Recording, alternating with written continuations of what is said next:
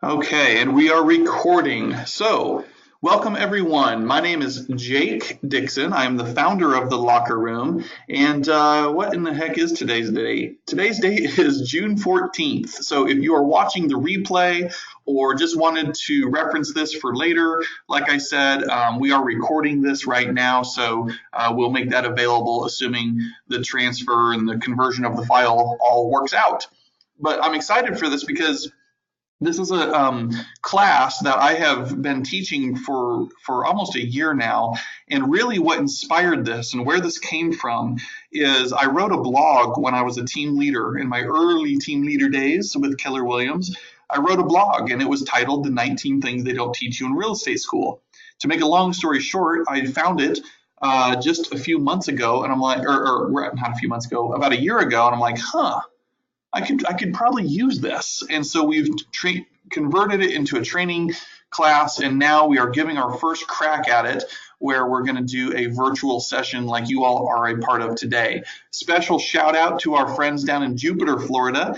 Mario, the head coach down there, says they've got a packed house, about 15 agents in attendance. So great job. We appreciate you showing up, Jupiter. Awesome stuff. So here's the thing, you guys. What you need to know about me, or may not need to know, but I'm going to tell you anyways, is I've been with KW for a little bit over 5 years now, and I don't know how to speak other than keeping it real and authentic, and I don't really have a filter. So a lot of what you may hear today, with your permission, I'm just gonna kind of be conversational and not really sugarcoat much, if that's okay.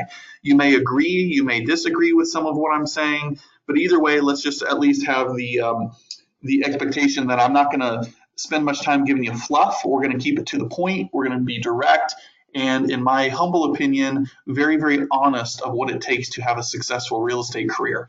So again, before I get hammering out all of this content, we're just laying the groundwork here. So yes, I have been with Keller Williams over 5 years now. 3 of those years was spent as a team leader in a couple of different market centers, and now I've been coaching for the last couple of years. I was an agent for a hot minute, and then the leadership opportunities presented themselves, and I went down that path. So right now, you all are part of something very, very special. You are part of something that I would dare say is historic in nature, and that is the locker room. So we have a little community inside of a big community called Keller Williams, right? And all of you have at some point or another made the commitment to yourselves, to your family, and to your business for signing up for coaching. And I have a great amount of respect for that. Now, the locker room was born out of really necessity and bringing systems and models to the productivity coaching world. And right now, at the time of recording, we are in 63 market centers internationally. And that's really cool, you guys. And I just want you to take that in and appreciate that for a minute, because a couple things worth noting. Number one, your coach, your leadership team sought out the best of the best tools and resources for you. They didn't have to do this. This isn't free, but this is part of the deal when you sign on for coaching, of what you get by being a part of this exclusive community. So please take time to thank your leadership, to really share gratitude in this, because they didn't have to do this, but they believed in you enough and saw the locker room and what the value was that we provide, that they had to bring it to you. They believed in it that much. Okay, so that's number one. Number two is, whatever you get out of today, I would love to hear it. Please share, drop comments in the chat window here. Let us know what speaks to you, and I hope you have something to write with as we go through this, to take some good notes. All right. But so anyway, that's where we're at, and 63 offices. What it means is referral opportunities, masterminds, script and role play. You get to learn from 63 other coaches out there across the locker room nation if you're plugging into the Wednesday huddles. Don't miss those opportunities to grow. Plug into the resource library. Ask your coach to see the 3, 6, 9, 12 capper plan. There's so many resources available to you. It's just your job to maximize it. So without further ado, welcome. Here's the 19 things they don't teach you in real estate school, and let's get cranking on it. All right. So Whether you knew it or not, I have no idea the audience that I'm speaking to. So whether probably you're already in real estate, or some of you, for all I know, are not yet even licensed. But here's the reality. I think by now you've probably decided and figured out this is not HGTV. This is not easy. Guys, this is hard freaking work. Probably for most of us, the hardest work we will ever have to put into something. But it's so rewarding, it's so fulfilling, and every day is a different journey. We're in the people business, the relationship business, right? Well, guess what? People are creatures, very unpredictable creatures. And so when we're in this people business, every day is going to be interesting. But I want to lay this groundwork and let you know, my gosh, you have gone through a lot of the hoops to get licensed. But the truth is, please don't mishear this, there is a pretty low bar of entry for our industry. And I think you would probably agree, all things considered. I know it takes a few $1,000s to get started, but if you see this as you are launching a legitimate business, I mean, you can't launch a Subway or a McDonald's franchise for $3,000. No way. And yet we have the opportunity to make way more than them, way more than doctors and attorneys. And you don't even have to go to school for 8, 10, 12, however many umpteen years. Okay. So there is a low bar of entry. And you can see right here on the PowerPoint, the statistics that are real and meant to scare the heck out of us. I, for the life of me, cannot accept the fact that they say 8 out of 10, or maybe it's even now 9 out of 10 realtors are not in the business within their first 2 years. That is I can't even wrap my head around that, and I'm done with it. I'm taking a stance against it. Even if I can be a part of that number going to 7 out of 10, then at least we're heading in the right direction. Okay.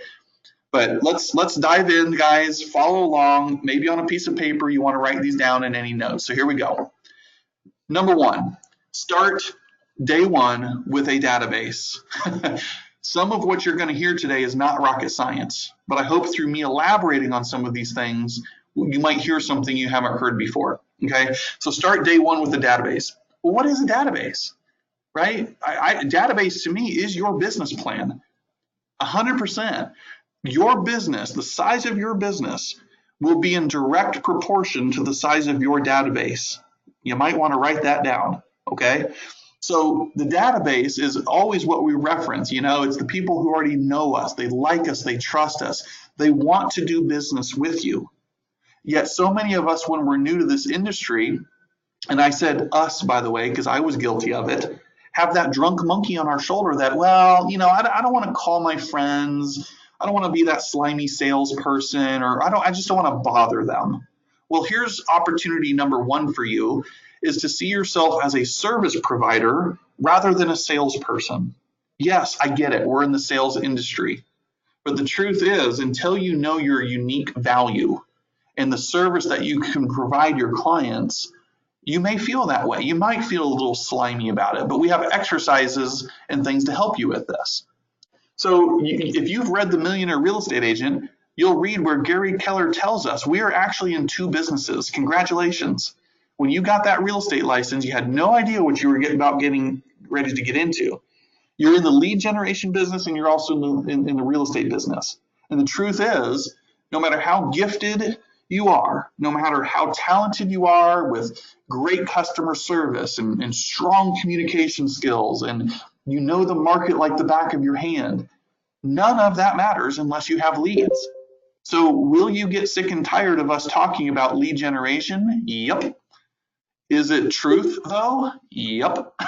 So like it or not, you must lead generate every day.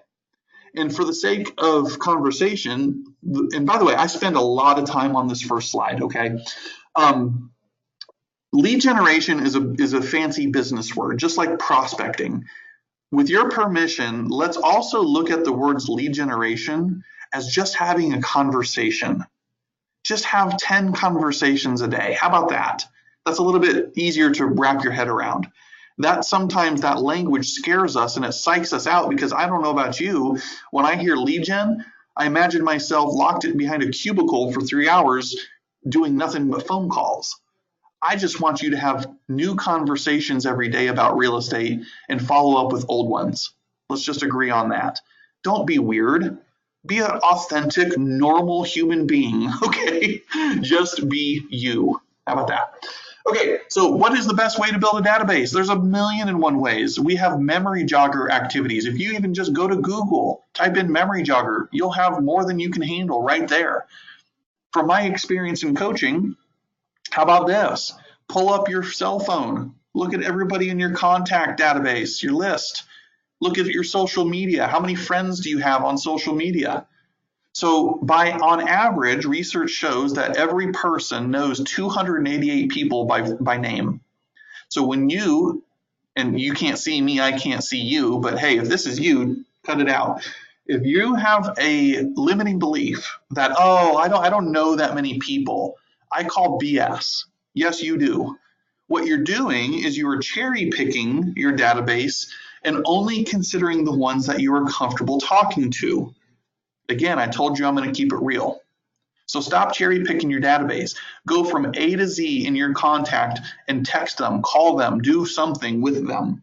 Even if you have not talked to them for 20 years and you worry about what am I going to say, then I better see you at script practice in the morning. Okay? I'll have an objection handler to every objection you give me. So you build your database one met person at a time. And then and only then that you've reached out and communicated effectively and systematically with all of them, should we consider going after cold leads. And that's just my opinion. Okay? There it is. Be a service provider, not a salesperson. There's the 4 rules or 4 laws to having a database. Number 1, have one. Do you have one? I know that seems elementary, you guys, but I cannot tell you how many mega agents I have worked with who literally don't have a database. I'm not kidding. Your future self is thanking you right now for taking the time in documenting in, I don't care if it's e-edge, an Excel spreadsheet, or whatever platform you use to keep your database in one spot. You can have a Rolodex for all I care. Find what works for you, and that's the best system, okay? Have a database. Number 2 is communicate with it systematically. That is the nature of things like our drip campaigns. Massive opportunity that many people miss because they're not willing to slow down in order to speed up. They're not willing to slow down, meaning enter the contact information, make sure the email address and phone number is correct, that kind of thing. But we have to communicate with it systematically, which means leveraging things like the drip campaigns. Okay? Feed it daily. Number 3, feed it daily.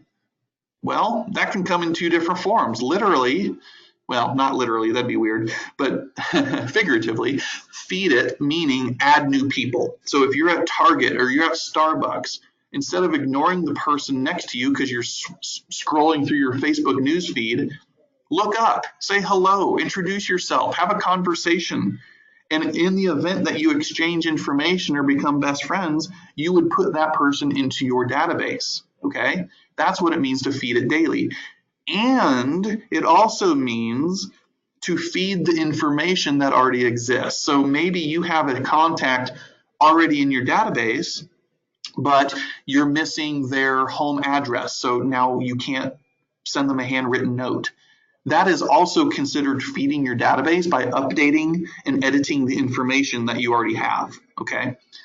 And then the number 4 rule to a database is service all leads that come your way. And again, when I first heard this, I'm sitting there thinking, like, seriously, Uncle Gary? Gary Keller is the one that came up with this. I'm like, really? That's one of them? That seems so obvious. Well, yes and no. Because when you get busy, some of you might be experiencing this right now. When you get busy, it's not so easy. Leads come your way, hopefully through referrals in the database and things like that. And I'm telling you, when you've got, 6 listings and 5 buyers all wanting your time, and a new lead comes your way, it's not as easy as it may sound to service them. That's when people start to drop the ball a little bit. Okay, but you need to acknowledge that, and number 1 right here, right out of the gate, is start day 1 with a database. Cool? And by the way, guys, I feed off your energy. I can't hear you because we're all muted.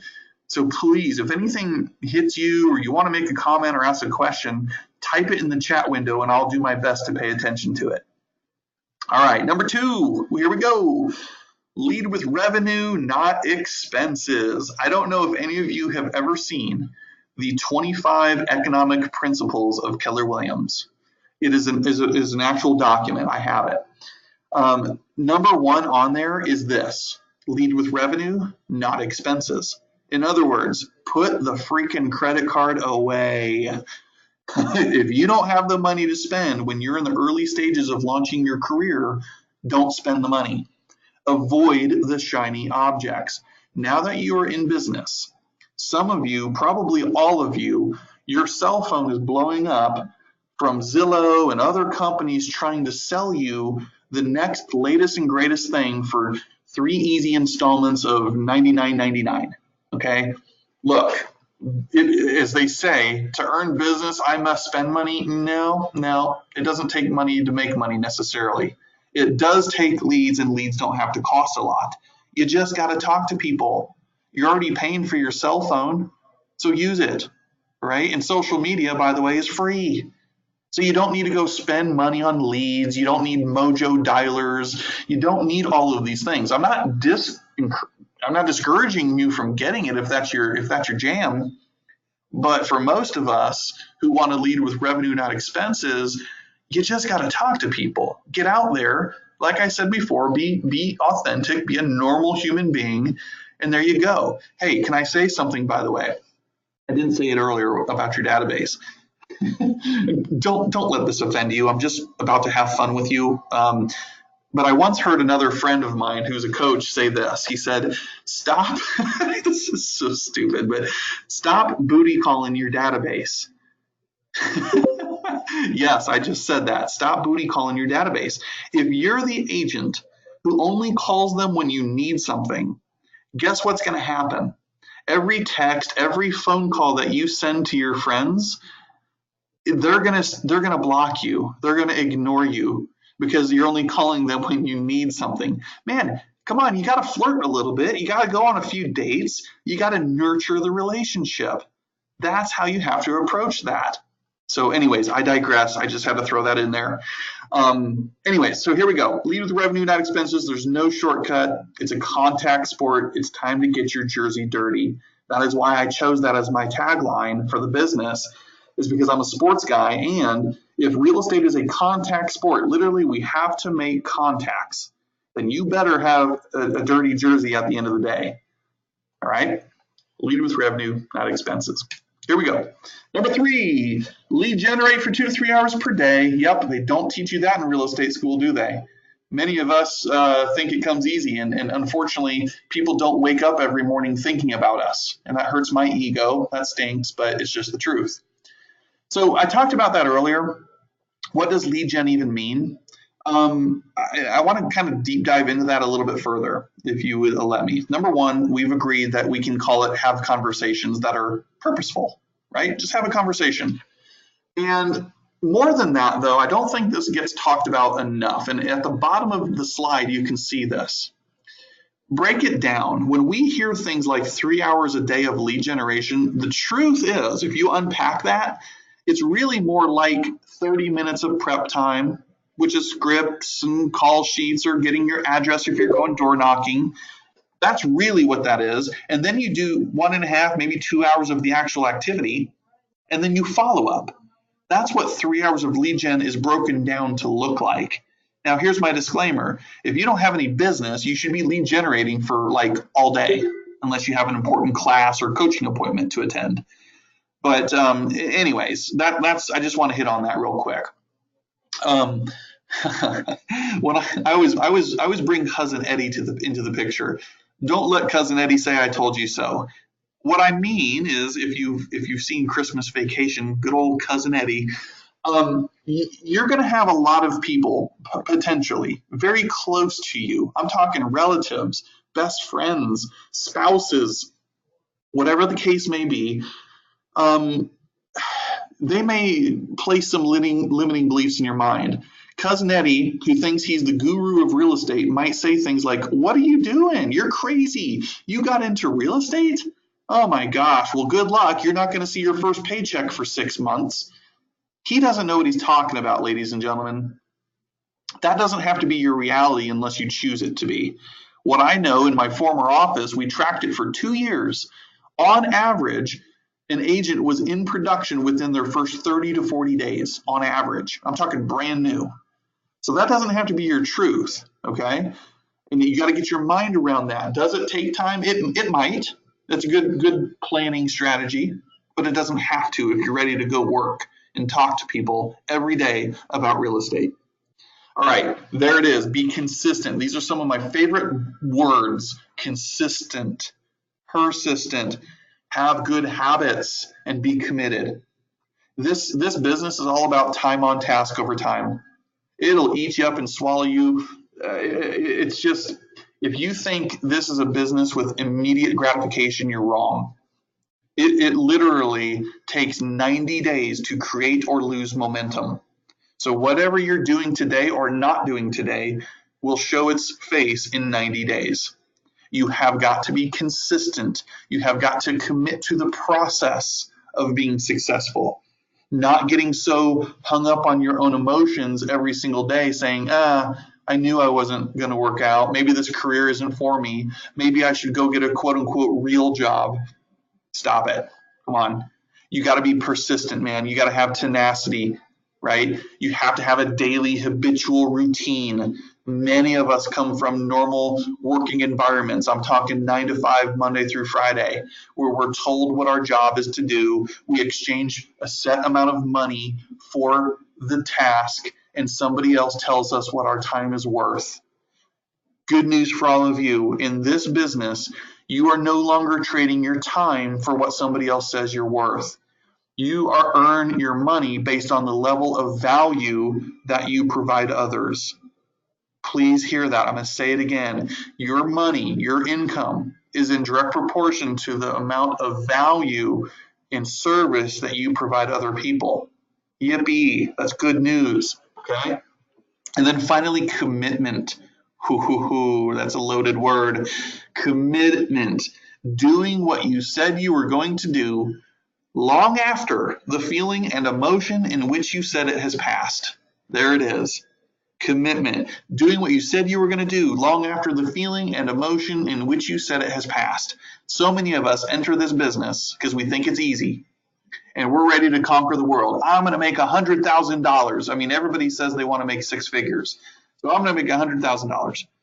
And then 30 days later, after you've heard the word no from like 3 people, you're down in the dumps, you're throwing a pity party, you stop showing up for coaching and training, and then it's easy to blame it on other people for your lack of success. Can I get an amen? So, commitment. If I come to you in 6 months, are you still as committed to that goal as you are today? That is what that means. All right, I'm going to move on from it. Avoid the real estate roller coaster. 80-20 principle. That's part of the 6 personal perspectives class that all of you should attend. It suggests, research shows that 20% of your activities will generate 80% of the results. All right? So in other words, not everything matters equally, and we're going to talk about time blocking later, but I just want to introduce that concept to you right now. Your 20%, part of your 20% is lead generation every single day. Okay? You got to make it a habit. And ideally, it's going to be before 11 o'clock in the morning. All right, I'm going to move on. Number 4, I think it is, I lose count after a while, is finding an accountability partner. Interesting. I could elaborate and might as well just say find a coach. Same thing, right? So what do you think of when you hear accountability, you guys? That's one of those weird words, just like the word discipline. Let me use that one. When you think of the word discipline, what comes to mind? Some of you might say hard work. Some of you might say focus. Some of you may say self-motivated. Another person in there somewhere might say, I think of my mom or dad spanking me, like getting disciplined. So here's the point. Words are nothing more than labels that we give experiences. So for me, truth-telling moment, the word accountability I gave a negative connotation to for many, many years. I am extremely sensitive to my autonomy. I love freedom, flexibility. I despise micromanagement. So for the longest time, I associated micromanagement with the word accountability. And then I woke up and now I embrace accountability. And here's why. Accountability is nothing more than holding you able. It's holding you accountable to the things that you said you wanted when you said you wanted them. That's it. And a coach or whoever, their job many times is to remind you of what you said you wanted. Okay, that's accountability, making sure what you say out of integrity gets done. So no one succeeds alone. We know that. There's breadcrumbs. People have walked this earth before us. We don't have to figure it all out ourselves, guys. And there's a quote that was really impactful to me, and it was something like this. Smart people learn from their own mistakes. Wise people learn from the mistakes of others. Aha. So I want to be wise. I don't want to just learn from my mistakes. I also want to learn from the mistakes of others. So when we say no one succeeds alone, you've got to surround yourself with the right people. And success leaves clues. Follow the breadcrumbs. I would rather probably learn more about what doesn't work for somebody than what did work for them. There's a lot of knowledge and wisdom to be soaked up there. Right there also you see, I strongly believe this. You are the average of the top 5 people you associate with. I'm sure many of you have heard that before. Truth. If I lined up your 5 best friends, many of you I don't know, if I lined up your 5 best friends or whoever you spend most time with, and I asked them questions pertaining to health, ask them questions pertaining to their spiritual belief system, their financial well-being, their relationships in their life, I guarantee you I could paint a pretty accurate picture of you. Okay? So that's a little scary for some of us, and it makes you have a checkup from the neck up and say, oh my God, who am I surrounding myself with? Am I getting pulled down or am I being lifted up? Some people really close to you, believe it or not, kind of get jealous. And they may feel insecure around you if you experience massive success and they try to kind of hold you back. So you might have to trim the fat on people in your life. And I'm not saying you have to defriend them, but you might just need to be more intentional about where you are and how you associate with them is my only point. All right. And here's the last one for you. I believe there's 2 evils in life, guys. I really do. And this is biblical stuff right here. Boredom and isolation. There it is. So I'm not so worried about the first one, because if you're actually doing something and you're engaging and you're plugging in and doing the activities, I don't know how you could get bored, because every day is an adventure. Every different client is a different situation. It's the second one that I fear for you. Please hear me. And by the way, in the Locker Room Nation Facebook group, I pinned up at the top just my thoughts, just an open letter to disengaged agents. So I trust you'll read that if you haven't already. But here it is. So isolation. This can come in 2 forms. Number 1, you could get isolated because you're feeling sorry for yourself. You're not experiencing the success that you thought you would in the amount of time that you thought. And so you begin to drift away from the pack. You become this lone wolf. And you just say, well, I'm going to work from home instead of coming to the office. Things like that are early signs, early indicators that you're becoming isolated.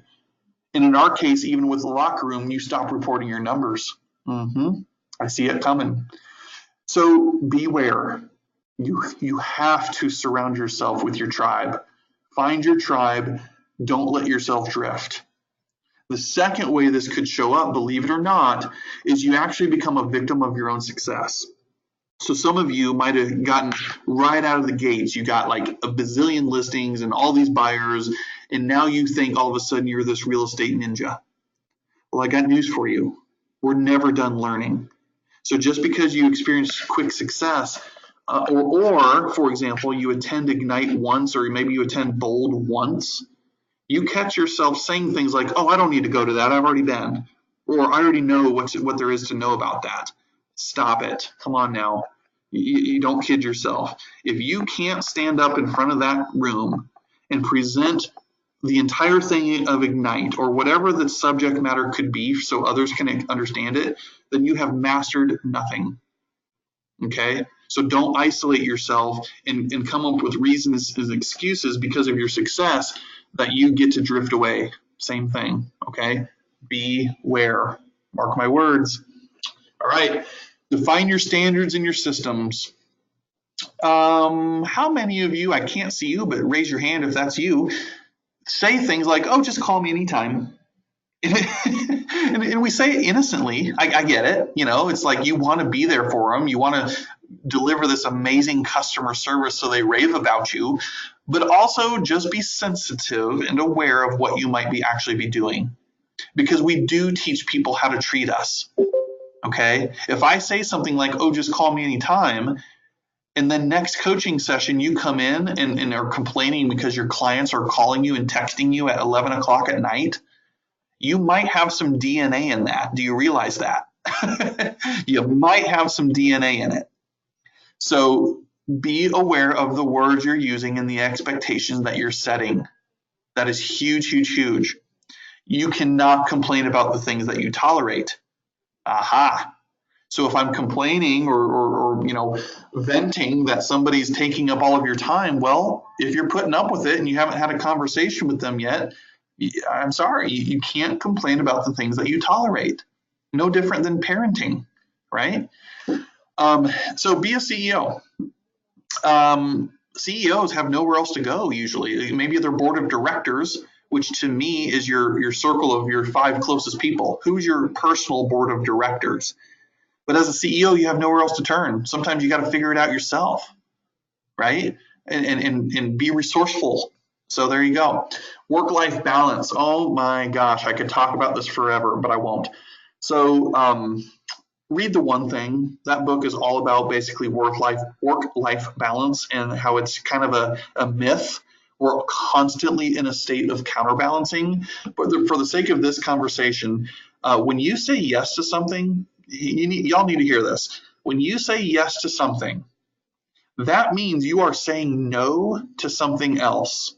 What is it? What is it?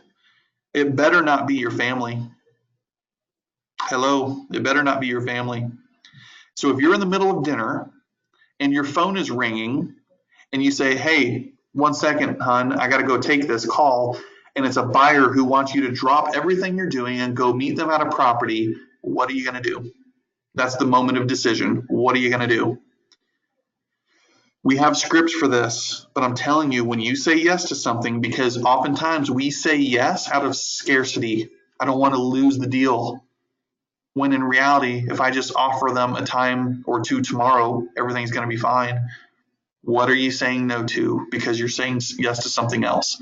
Sometimes we've got to say no to the good things in life so you can say yes to the great things in life. Okay? I know that's heavy stuff. Somebody way smarter than me said that once upon a time, but just consider that. Remove the word past clients from your vocabulary, by the way. You need to remove the word past. They're clients. That's what they are. When you close a deal, they're still clients. Do you go to your dentist? Do you go to your doctor and they welcome you back as a past client? No. There's kind of this written, rule. You're their client because you're going to come back to them. Well, guess what? NAR, a couple years ago, NAR research showed that 88% of people would have used their realtor again, but only 12% actually did. They couldn't even remember the person's name. Why? Because by nature, we're terrible at follow-up. Because things like, oh, well, they're a past client of mine. No, they're still a client. It just may not be for another 7 years that they need your service again. So stay in touch, right? And there's the question, if a person moves every 7 to 9 years, how are you going to support that? Do you have the systems in place? Again, things like the drip campaigns can help you. Work smarter, not harder. All right. Moving along, how we doing? Drop me something in there. I see Carla McBride. asked me a little while ago, are you reading my mind? I don't know, Carla, am I? But keep interacting with me, you guys. It does matter. Here we go. Create your MVVBP. Well, what in the world does that stand for? In this world of Keller Williams, we've got an acronym for everything, it seems like, right? So this simply stands for your mission, your vision, your values, your beliefs, and your perspectives. What is your MVVBP? It should be a one-page document that that you can reference. Now, good news for you is we, the locker room coaches, within our action plan workbook, we have an exercise for you to come up with your MVVBP. We have some questions for you to help bring some clarity to that. Perspective, P. Yeah, P stands for perspective. Kind of what is your outlook, in other words. So I have one for the locker room. Every single one of you should have one for your own business, and it will serve as a compass. So here's a real life example. If you have a fear that when you reach out to your database or whatever case may be, and somebody dare asks you the question, well, sure, Jake, how long have you been in the business? Or, hey, Jake, how many homes have you sold? And you're standing there like, dude, I just got licensed. And you don't want to lie, right? We're not going to lie. But here's where something like the MVVBP comes into play. When you're clear on your standards, your service, the quality of things that you provide and what you are, what you're about, and what things you represent, you can deflect that. So you know what? Hey, here's the truth. I've been in the business for a month. I haven't sold any homes yet, but check this out. Read this, MVVBP. Does this sound like somebody that you want fighting for you during the biggest investment of your lifetime? And that way you can deflect it and say, let's focus on this. Here's who I am. Here's what I'm about. If this aligns with you, cool. If not, that's okay. Maybe I'm not the right agent for you. And there's so much power packed into that because now you're not chasing business. Business will find you. The laws of attraction are real, but you got to think through this stuff. You got to put it on paper, and you got to be willing to share it with others. So this exercise is very, very important. And yes, as my last bullet point there, it can be used as a compass for future decisions. Guys, I mean, I have this. I will never tell you to do something that I haven't done myself. And very recently, multiple times recently, I have actually had to go back to my MVVBP that I wrote 2 years ago because I need to check myself from time to time. And I ask things like, here's what I wrote 2 years ago that I was so crystal clear on. Am I still fulfilling that purpose? Am I still living according to that belief system? Are the people that I'm welcoming into my world in alignment with my core values, right? Is the person that I'm considering hiring as an admin or a buyer's agent, do they believe what I believe? These are all the wonderful things that can come out of you just taking the time of having this exercise completed. This is a passionate one for me. MVVBP, mission, vision, values, beliefs, and perspectives. Okay? Talk to your coach. We can get you that worksheet. All right, here's a no-brainer, and we're not going to spend a ton of time on it, but use social media. I know some of us could be resistant to it, but yeah, I'm not here to give you a Facebook training. I have that's for another time, but there's definitely a right way and a wrong way to use it. But let's hit these bullet points at least. So it's low-hanging fruit. You know, we said it earlier. It's right there. It's free advertising, so to speak. It's an easy chance to connect and private message with certain people, and you just do so much with it. So if you're not using it, I'm not saying you're not going to be successful. I'm just saying you're not necessarily taking the path of least resistance. Okay, you got to use social media, specifically Facebook. Facebook. What story are you telling? Who are the characters in that story? Be careful. If your profile picture is you shotgunning a beer, I'm not sure that's the professional image you want to put out there. Again, be you. I'm not. Don't mishear me now. I'm not saying don't be authentic, but just be sensitive. Come on now. You entered a world where image and reputation do matter. That's how we get referrals. Facebook. What's the story? Who are the characters in it? All right. How to use social media versus not. Just my real quick comment on this is don't blast open houses. I mean, I'm not trying to tell you what to do. There's an art in everything, but generally speaking, you're going to want to be sensitive to maybe like a 3-to-1, maybe a 4-to-1 ratio, which is for every 3 or 4 personal posts, make a business post.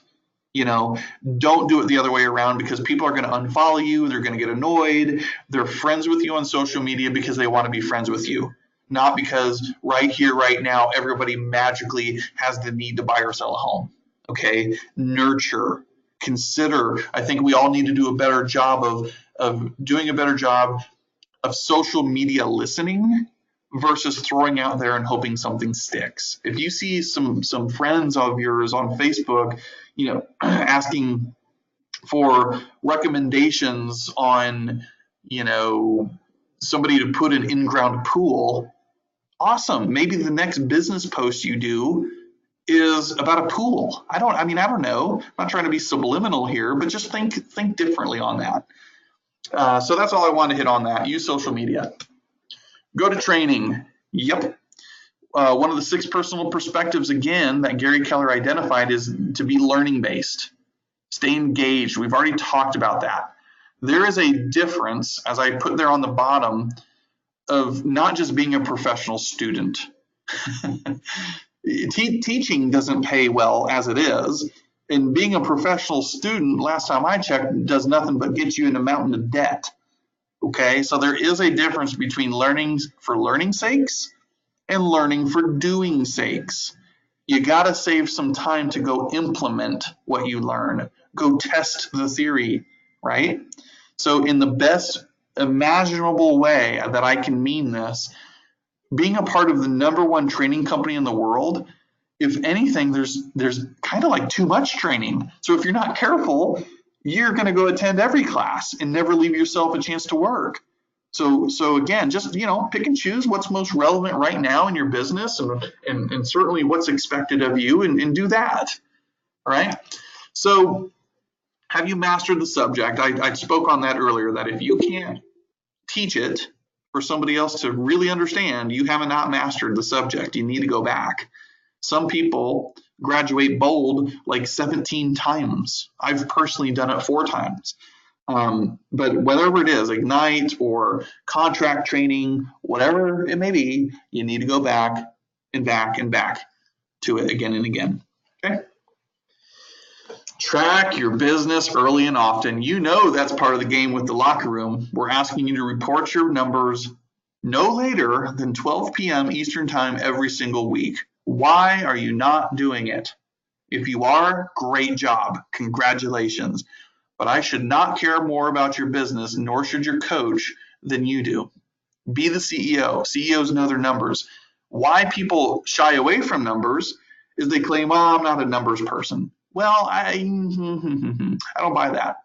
I think for most people what it is, they don't like the accountability associated with numbers. They want to live in la-la land and feel like they're doing a good job versus the reality in many cases of what the numbers are actually saying.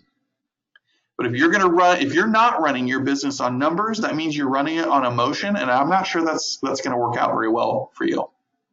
To know where you're going, you got to know where you've been.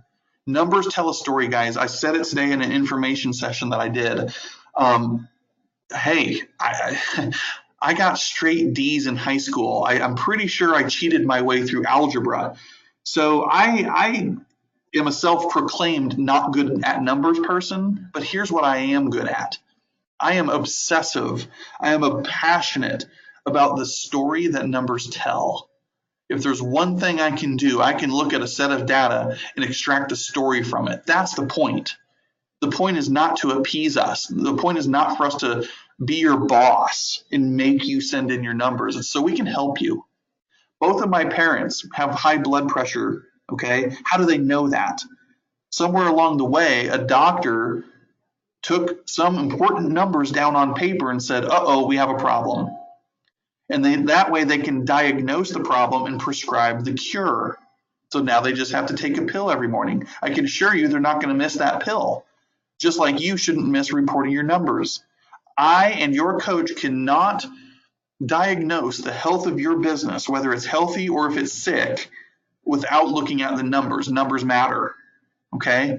And it's going to allow you to know what your conversion ratios are, the number of appointments you need, all of those wonderful things that we can just put into a big math equation, remove the emotion from it, and then it's just you doing the task, time on task over time, right? So track your numbers early and often. I promise you that your future self is thanking you for it. Treat your business like a business. Here we go. Let me preface this particular one with saying, hey, if this is you, I'm talking to you. If you don't want to make a go at this and it's do or die, I have to be a capper. Some of you hearing my voice right now, hey, you maybe just want to close 5 homes a year. You're just kind of wanting to go at this at your own little pace. That's fine. That's fine. Numbers still matter. How are we going to know if we arrived or not? But this particular slide is meant assuming you want to make a full-time career out of real estate. So treat it like a business, not a hobby. The purpose that, like we're taught, a business is to fund that perfect life. This isn't about the money. I mean, hey, look, we can talk about money. Money's not the root of all evil. Money does grow on trees. It's called your profit share tree, okay? So money's not a bad subject. You have a God-given right and responsibility to make a ton of it. And you know what? If you don't need it, give it away to somebody less fortunate, all right? This is meant to fund your life. I believe, as I've said, life is a collection of experiences and the intensity that we give those experiences. So when Gary on the front page of MREA book says, it's not about the money, it's about being the best version of yourself that you can be, that's what he's talking about. Don't do this for the money. That's empty. The money funds experiences, that vacation, that house, that boat, whatever it is, okay? So anyway, follow a routine. You got to have a set schedule. If you say, I entered real estate because of the freedom and flexibility, I always cringe when I hear that, even though I understand what you're saying. The unfortunate thing is, though, most people end up choosing freedom and flexibility over actual work. You don't show up. You have no routine. You got to wake up, get out of bed, get your shower, go to work, right? This is not a chance for you just to say, I feel like sleeping in till 10 o'clock today, like my old high school days. I'm just not gonna do anything. If you're serious about this, you got to have a routine and a schedule and follow that schedule. Would you hire yourself? Here you are. Do you realize this, by the way? Here you are. Every day you wake up unemployed. Every day, unless you're working with a new buyer or a new seller. So would you hire yourself? Would you allow yourself to handle the most significant investment of a person's lifetime? Think about that. So if you're not showing up and training and getting coached and doing the things that are required of you, golly, would you hire yourself? Think about that. Are you showing up as somebody who wants to earn $100,000 a year, assuming in the case of example here that that's your goal? Here's what I know. In a normal situation, let's just do the math with me now, okay? Let's say that you want to work 50 weeks out of the year because you're going to take 2 weeks off for vacation. So 50 weeks out of the year. Then let's say you're just going to work a 5-day work week, Monday through Friday. So wouldn't it stand to reason that you're going to work full-time 250 days a year? Well, when's the last time you took $100,000 divided by 250? I think, somebody can fact check me here, I think the number is $400 a day. Today, did you earn $400 a day? Did you do the activities that somebody who's earning $100,000 a year would do? Or were you on a shrunken down level? Did you earn $400 worth of activity and focus and time on task? Only you can answer that. But you got to know what your dollar per hour is worth and understand that not everything matters equally. Lead generation, again, is in that 20%. Your 80% stuff, like creating a flyer, does not matter as much. It's not weighted as equally. All right? Treat it like a business. Associate with like-minded people. There you go. We hit on this earlier. Who you're in business with matters, you guys. Please, it does matter. I didn't even ask the question when I joined Keller Williams. I could care less about the split. The split is the wrong question. Or if you have a coaching fee, stop focusing on that.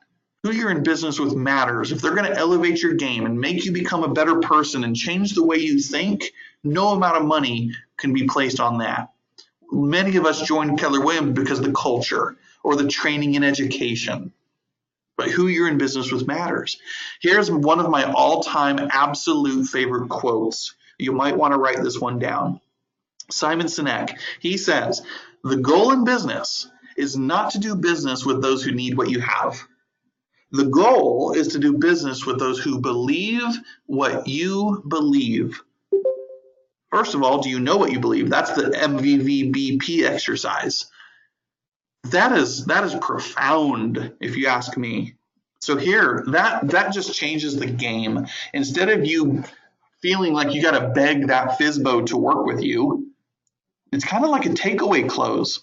Hey, look, if I'm the right agent for you, great, hire me. If I'm not, that's okay too. I only want to do business with those people who believe in what I believe and value my services and my time. The rest of you, hey, I'm just not the right agent. That's okay. Can you imagine going into an appointment where that's truly how you felt?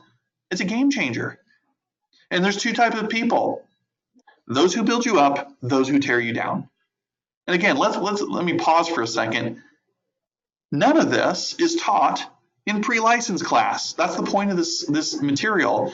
The 19 things that they do not teach you in real estate school.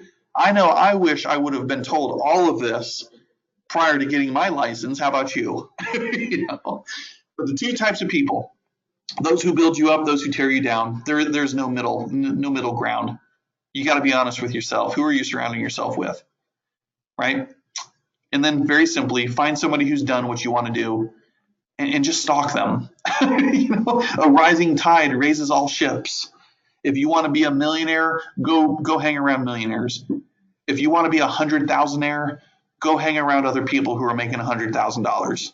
That's the quickest way to get to where you want to go, depending on your goal. All right? We're doing good, guys. We're almost done. Stay with me. Master the listing presentation. Yeah, you bet. You list to last, is the old cliche adage. List to last. There's a lot of truth to it. Gary Keller teaches us the 3 L's of real estate. In this order: leads, listings, leverage. Listings themselves are the most ultimate form of leverage, because why? I guarantee you can handle 15 listings at once, but there's no way you can handle 15 buyers at once. It's just literally time, right? It's a form of leverage to get listings. So in order to get listings, you must work on skill set development. I didn't say practice listing presentation here, did I? I didn't say role play. I didn't say get good at. I said master.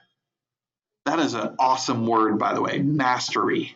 I think of like a black belt in karate. Do you have a black belt for listing presentations?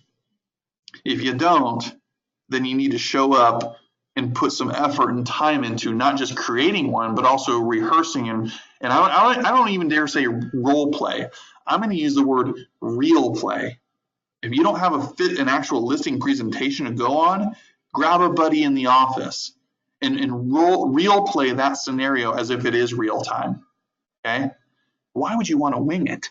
I mean, the time to practice on people is not the actual appointment itself. So anyway, last comment on here is we must manufacture a product. Yes, you are in sales. I get it. We are in the sales industry. And anything that is sold, the desk I'm sitting at, the chair you're sitting in, okay, Somebody had to manufacture it to sell it. We got to bring the product to the marketplace.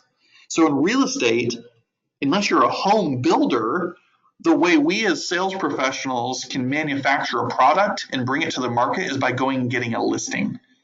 If you don't have listings and it's 100% buyer focused, then your business literally is dictated on somebody else getting a listing. And that's just an uncomfortable place to be.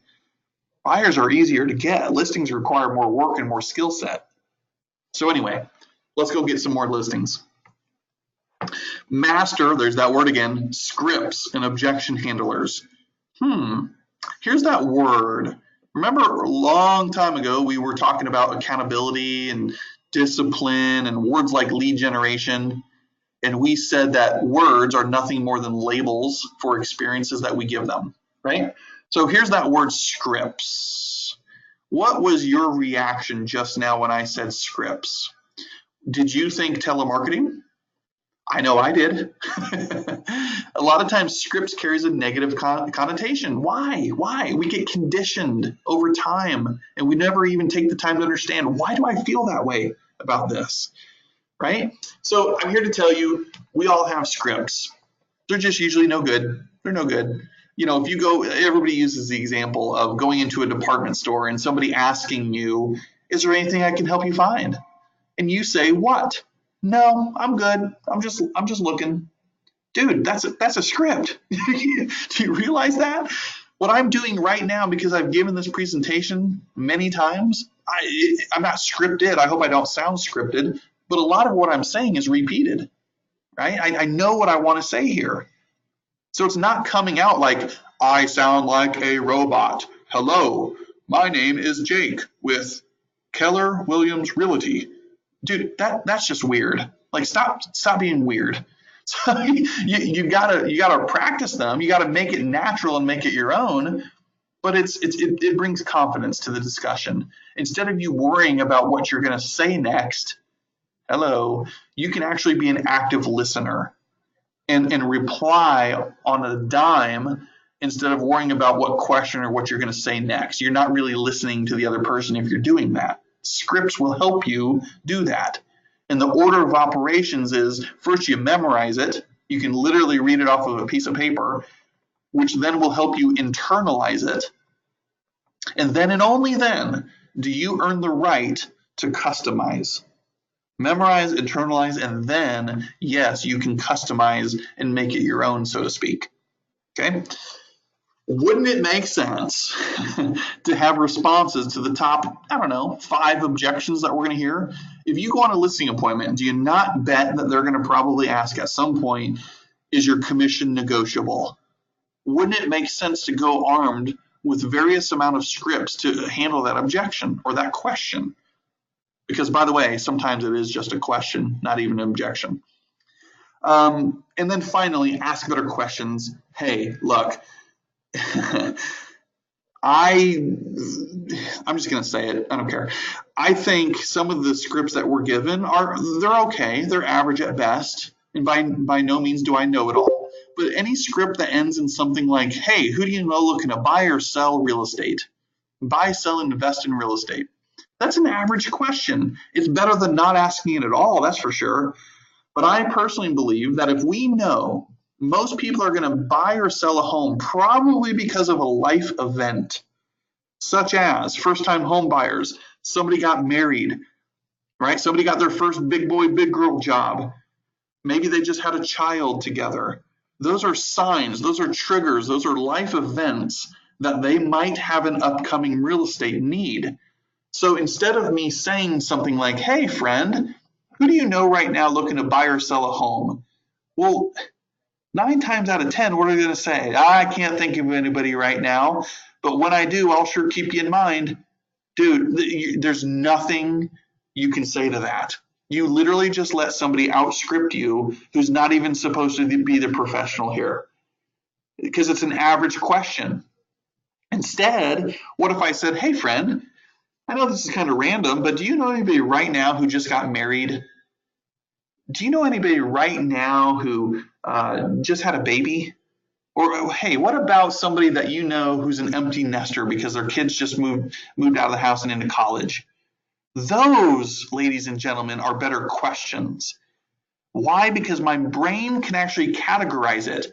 And if you believe in the RAS, the reticular activating system, that part of your brain, that when you go buy a new car and you drive it off the lot, you start to see that same car that you thought you were the only one that owned it.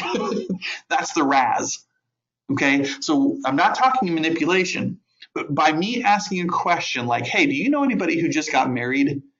I guarantee you what could happen is that person still may say, God, I can't think of anybody, but maybe, just maybe, later on that night, before bed, when they're scrolling through their Facebook news feed, they start to notice friends of theirs who just got married. Huh, fancy that. Guess what? You did it. You planted that. It's been there this whole time. Our brains just don't pick up on it. At any given point, there's a million pieces of confetti falling from the sky, and your brain can only process 135 of them. So we have to ask really good questions that are focused to get really good focused answers. Make sense? Cool. All right, guys, we're getting there. Hang with me.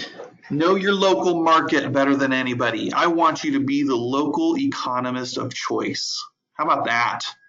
Okay. So even when somebody says, well, how many homes have you sold? Or, hey, how's that real estate thing working out? What's the market like? You don't just say, that's good.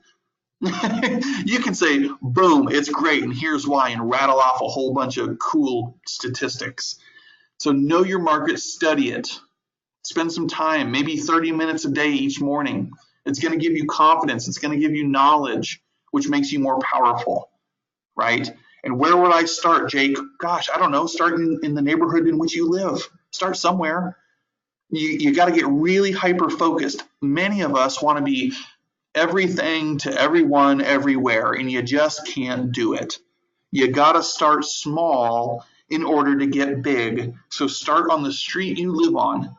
Do you know the average price per square foot? Do you know the average days on market? Do you know the sale price to list price ratio in your neighborhood? All of these kinds of things that until you know it, you're not the expert. So take time and study and know your local market better than anybody else. I promise you that will help you. Set goals. Haha, yep. They don't teach us that in real estate school, do they? So a goal is not written down as merely a wish. It literally, physically does not exist in this world. So I didn't say type your goals. I want you to write your goals on paper. I do believe in the laws of attraction and all this mystical stuff, the laws of the universe. In the rare event that I might be right, give it a shot. Write your goals down. See what happens. Stop being realistic. I posted something in the Facebook group the other day, Locker Room Nation, and a lot of you liked it. And just had this conversation with somebody else recently. So I despise the word realistic. I don't appreciate the word reasonable, because that's an acceptance attitude. That's a mediocrity and complacency type attitude. Who in the heck gets to decide what's realistic and reasonable? If God whispered in your ear and said, here's your potential, then I guess you're one of the few people that can actually comment on this. If that's not you, how did any one of us know what our potential is, making it realistic or reasonable? We don't know. So stop living according to the status quo and swimming with all the fish downstream and go upstream for once. Okay? Have you become conditioned? Yeah, well, I don't know. I always wonder this question of, gosh, what happened to many of us? Here we were, 10 years old, 12 years old, whatever, and we had these crazy dreams, these crazy goals. We said we wanted to be an astronaut. We said we wanted to be a professional baseball player. We want to be a teacher. Like, I want to visit the moon. I don't know. Like, we grow up without these living beliefs placed on us. And then I believe through time, we become conditioned as adults through hearing the word no and accepting mediocrity and, oh, that's too hard. It's whatever the excuses are. And we stop dreaming. I want to bring out that childlike faith in you Let your heart be playful again. I don't care how old you are or how young you are. Let yourself go a little bit. Bring back that 12-year-old who was thinking that they could, be the next president of the United States. I don't know. I want to see that again. As C.S. Lewis, famous author, Christian, says, you're never too old to set a new goal or dream a new dream. That's his quote. Then from there, once we set it and it's on paper, we just devise a plan. We just reverse engineer the whole darn thing. We chunk it down to the granular level. How many contacts per day or whatever it might be do you need to make with some assumptions in it, like conversion rates, and that's it. You just go do it. That's it. Don't make this any harder than it is. I think a lot of times we as humans purposely make things more complicated than they are, because then that gives us an excuse to hide behind that complexity.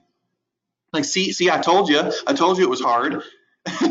When we just keep it simple, just go do the work. Have 10 conversations a day about real estate. We'll see what happens. Success is boring. It's repetitious. It's mundane. It's unsexy. I mean, I don't know how else to tell it to you. Like, I've said it recently, like, when does an Olympic athlete become great? It's in the gym. It's in the pool. It's during the workouts when you and I don't see them. That's when an Olympic athlete becomes great. Do you think they probably enjoy that process? I don't know. Is it boring? Is it probably very repetitious? Yeah. I was just talking. I'm a big baseball guy. I played professional and college baseball. So I was just talking to somebody, and there's a particular Major League Baseball player, which, by the way, gets paid millions and millions of dollars. And every day they still put a baseball on a tee, and they literally take 600 swings every day off of a tee. When we think, oh, well, that's little league, or I'm sorry, that's t-ball stuff. I'm above that. No. It's the fundamentals, you guys. Look, we say this is a contact sport, get your jersey dirty. It's true. The blocking and tackling, the fundamentals of this game, this real estate game, they do not change. Okay? Just like baseball, the same way I would train a kid on how to hold the baseball bat the correct way, guess what? It's no different than the guys I'm watching on TV making millions of dollars. Here's the only difference. The game speeds up. That's it. The game speeds up. The fundamentals don't change. The game speeds up. So for you guys, the fundamentals stay the same no matter if you're closing 12 homes a year or 48 homes a year. The fundamentals, which are boring and repetitious, stay the same. It's just that the game sped up. Okay? Man, I'm getting fired up on this. Woo! Commit to the process. We said that earlier. That's what I'm saying. Gary Keller says we have got to accept the boredom associated with mastery. You just got to accept it. And I think you're going to like the outcome on the other end and say, no, that wasn't so bad after all. There we go. Time blocking, critical. This is a big one. If I say yes to something, like we mentioned earlier, you're saying no to something else. What is it? I would argue it's really not a time blocking issue for many of us. And again, I just said us. It is priority management. It is a priority management issue. It's not having crystal clarity around what the priorities are and what the other just stuff is. Many of us operate off of to-do lists. And if we're lucky, it might be a should-do list. But all of us, first thing, have to operate off of that must-do list. Not everything matters equally. There's never enough time in the day to do everything, but there's always enough time to do the most important things. Okay? I always tease, but I say I don't have time as the adult version of the dog ate my homework. That's just a terrible excuse. You just didn't place priority on it, and now you're blaming time. So I don't have time. No. You have the time. You just didn't place it as a priority and let watching TV or surfing Facebook come in the way. All right? Now, here's my order of time blocking. Here's the example. This is just for me, may not work for you. First thing, when I do mine a month at a time, if not even beyond that, for things like vacations. Family and vacation time, I've got a blank canvas in front of me. If my daughters have a meet the parent day or something, you better bet your sweet tush that I'm there. I'm not missing it. So family or vacation time, that goes first. It is an immovable object. Secondly, then goes events or any other immovable commitment on there. So maybe if you're just hell-bent on going to mega camp or your coaching sessions or whatever you place, that no matter how much you kick and scream, there's nothing that's going to change the time and date for that particular event. That now needs to go on second. Third, here's where I usually get people. Third thing, predetermined appointment slots. Why don't you have 2 slots a day on your calendar that you can offer a client like this? If a buyer client calls you and says, hey, I want to go see these 2 homes, stop what you're doing, let's go. You can say, I'm sorry, I'm actually in the middle of an appointment right now. By the way, that appointment might be with yourself. You don't have to justify it. And then you can say, but how about this? What about tomorrow at 9 or at 3? Which one of those works best for you? The only way you can do that is by having predetermined appointment slots. By the way, the psychology behind this, you're still in control, right? You're in control here. But the client on the other end loves it because they feel like they won because they got to decide. You gave them options and they still feel like they're in control because they got to make the decision. Right? Control your calendar, you guys. Come on now. Lead generation and lead follow-up, huge, huge, huge, and then everything else. Yeah, I don't care what it is. That is the order of operations. If I came to you right now, if I walked into Jupiter, Florida right now and I said, guys, pull out your calendar, let me see it. Would your calendar reflect your goal? If you said, Jake, I want to make $100,000, and I said, okay, cool, let me see your calendar. Does your calendar reflect that of a person earning $100,000 a year? Or would I look at it and say, nope, this is somebody that makes $30,000 a year? Think about that. Okay. Does your calendar reflect your goals? We are almost done, guys. We're doing good. Thank you so much for your attention. This is awesome. Live in abundance, not scarcity. This is all about mindset. It'll always begin and end with your mindset. Nothing I say would matter with plans and strategy unless you believed it was possible and you saw something in yourself like oftentimes that your coaches see in you. Are you living in faith or fear? A lot of us decide or rather make decisions based out of fear. We're so much in the short term. You got to have faith. Faith or fear, you can't have both, like we're told. And by the way, faith and fear, both, hear me, both are believing in something that you cannot see. So I don't know about you, but I'm going to go with faith over fear because I figure, hey, you know what? If I can't see both, I'm going to bet on myself. And I'm going to put my neck out on the line and not feel afraid to fall flat on my face because it's still going to be okay in the end. Are you allowing fear to make all your decisions? I already said that. And this one shook my world when I first heard it. We are not a product of our circumstances. We are a product of our decisions and actions. You need to reread that, some of you. I know this is speaking to somebody, and I'm just going to hit on it. Look, we all have a history. We've all got a story. I'm very sensitive to that. Maybe you grew up in an environment where your parents were divorced, and that sucks. Maybe you grew up in an environment with abuse or I don't know the situation or the circumstance that you were in, but I am here to liberate you and tell you that does not have to be you. That does not have to be your reality.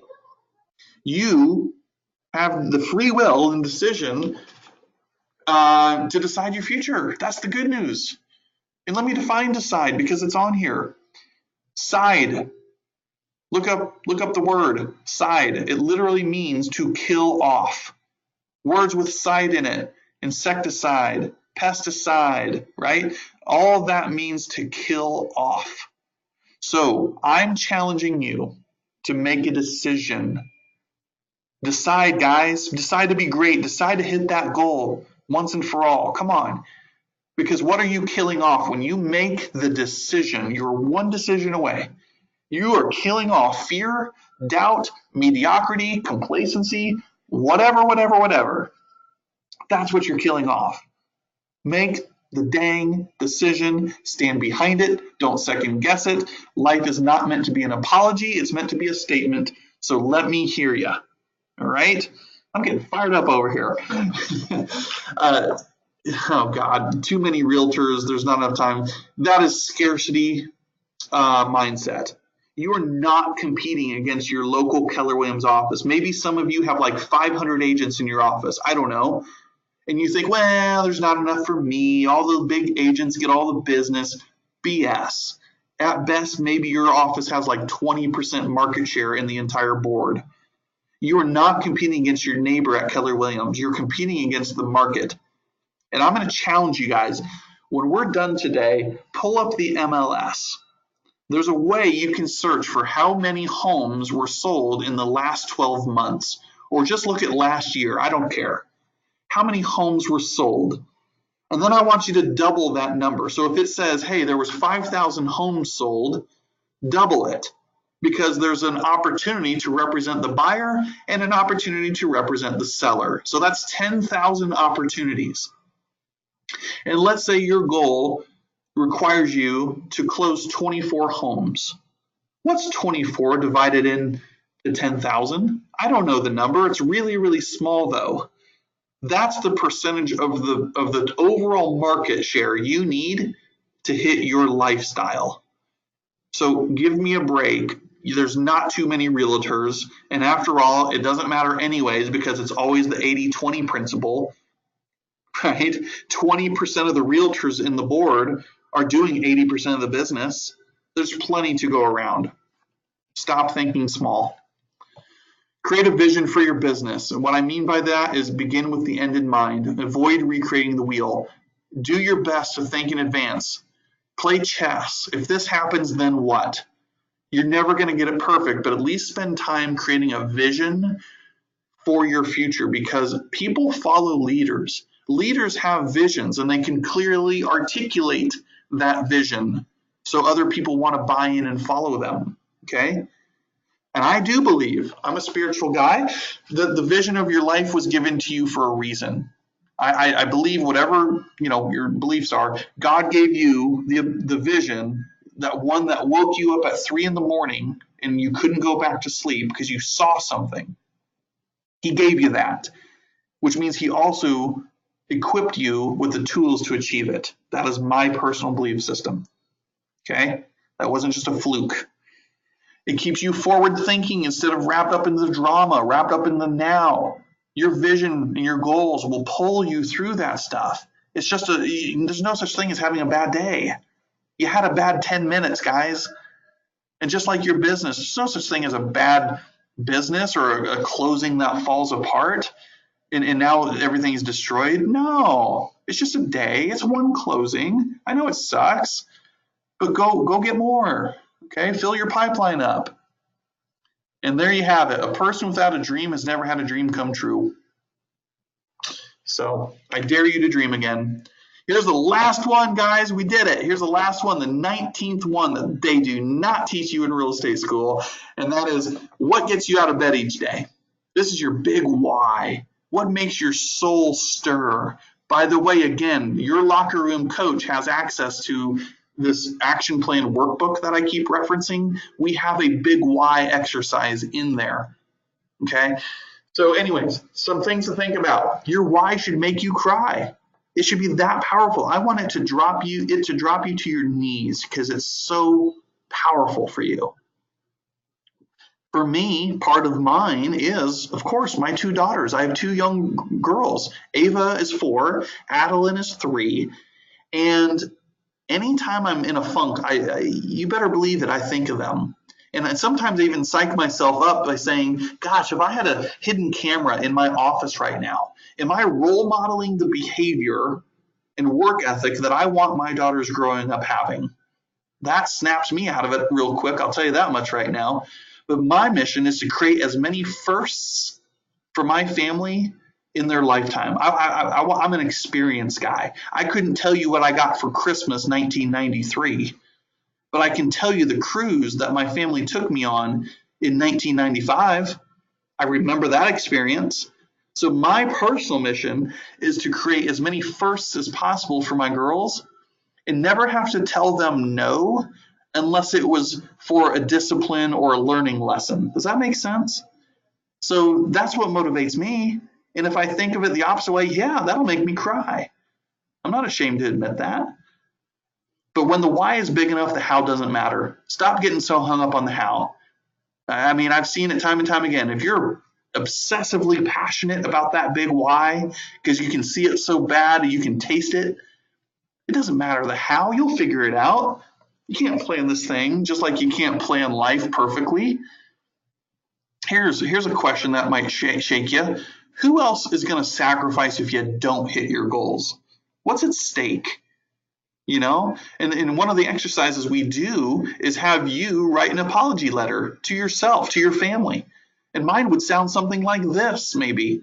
Dear Ava and Adeline, I am so sorry Daddy chose to be selfish and not get uncomfortable by lead generating for 2 to 3 hours every day. Therefore, I can no longer take you on that Disney cruise that I promised you.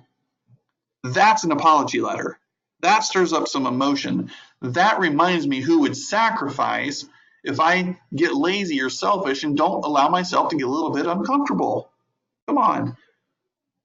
And then keep asking yourself, why is this my why? Dig, peel back the layers of the onion, get behind the curtain. Why is that your why?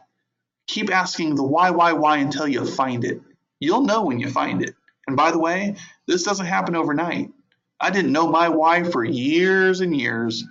And yes, it will change, and that's okay. So there's a book called Halftime. One of my greatest favorite quotes is in that book, and it says this: if the first half of your life was a quest for success, then make the second half of your life a quest for significance. Wow, that one hit me. Like, what does significance mean?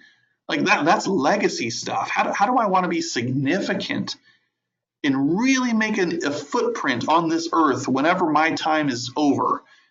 That is what that book just said to me. Maybe it speaks to you differently. I don't know. Are you choosing to play all in, or are you playing to win, or are you playing not to lose? Playing to win goes back to the faith thing that we were just talking about. Playing not to lose is you walking on eggshells out of fear. Throw caution to the wind. Go for it. Decide. Make the choice, right? To stick with the theme, there are no participation trophies in real estate. Sorry, there's just not. Nobody's going to come save you. One of my good buddies, he says, you have got to be your own hero, especially in this business. So, ladies and gentlemen, in true Keller Williams fashion, you would make my heart happy. I don't need questions unless you have questions, but before you exit this, I want at least 3 aha moments. Have somebody, if you're in a group, type into the chat window. I would love to hear at least 3 aha moments, and then we'll wrap this up. So let me hear from all of you. I'll give it about 30 seconds and see.